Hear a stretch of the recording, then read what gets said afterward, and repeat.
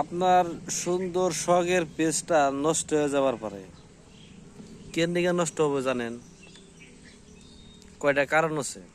আমাকে তো কুরবানি গেল, কুরবানিতে যারা হয়তো গরু হয়তো জবাই করছে বা মাংসর ভাগা দিছে বা রক্তাক্ত ফটো বা ভিডিও করে যদি পেজে বা প্রোফাইলে ছাড় দেয়, তাহলে কিন্তু এটা কিন্তু ফেসবুকে কিন্তু আপনার মাইনে নেব না, কারণ আপনার পেজটা অটোমেটিকলি নষ্ট হয়ে যাওয়ার পরে। কারণ রক্তওয়ালা ইয়ালা যদি দেন, ওটা ধরেন কপিরাইট আবো, আর তা নইলে কথা ওটা ব্লক হয়ে যাব।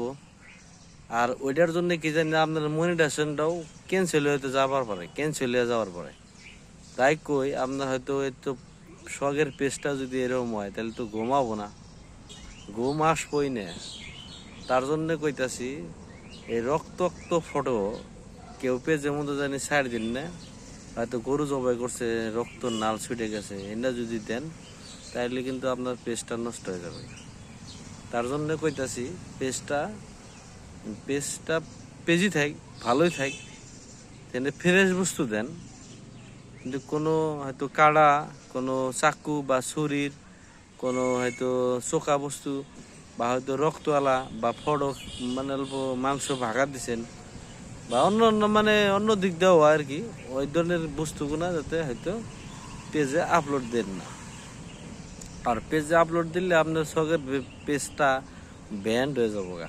তার জন্যে ফ্রেশ বস্তু দেন, ফ্রেশ বস্তু।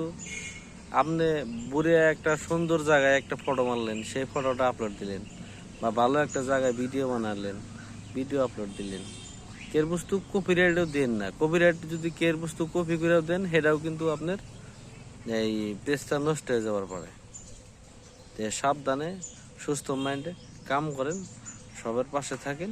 এখানে সুস্থ মাইন্ডে কাম করলে, পরিশ্রম করলে 100% সফলতা পাবেন ইনশাল্লাহ।